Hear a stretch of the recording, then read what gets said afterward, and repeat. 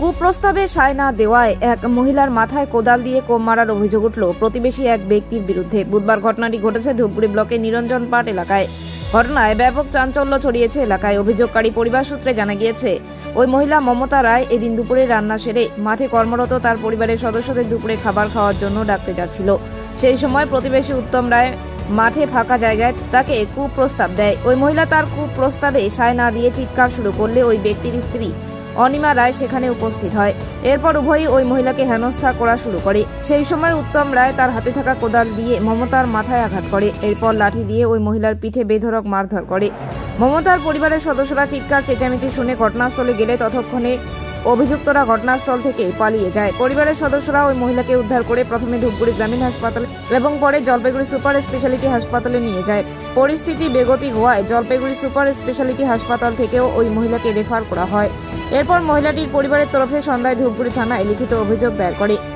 আজি যে মই থানা আসলো মোর ভাইয়ের বউ, সে ভাই লেবার নিছে মাঠত জমিন গাড়েছে।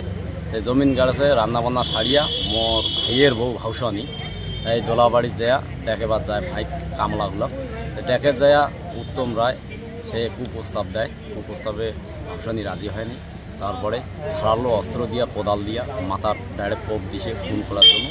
আর তার সাথে ওর বউ ছিল, ওর বউও কুপ্রস্তাব শুনিয়া ওর বউ ভাউসানি পুরা মারছে, মানে একদম আমাকে খুনের প্রস্তাব নিছে।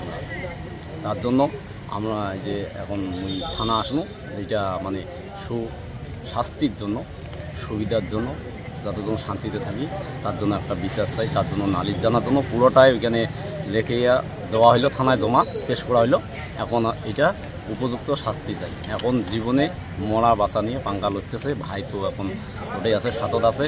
ধূপগুড়ি গ্রামীণ হসপিটাল থেকে ডাইরেক্ট রেফার করছে জলপাইগুড়ি থেকে ডাক্তার কোনো দেখেনি, না দেখে ডাইরেক্ট শিলিগুড়িতে রেফার করছে। এখন শিলিগুড়িতে না নিয়ে একটা নার্সিংহোমে এখন ভর্তি করা আছে। নার্সিংহোম এখন যে গুরুতর অবস্থায় আছে, এখনও পর্যন্ত খবর তো সিরিয়াসলি আছে।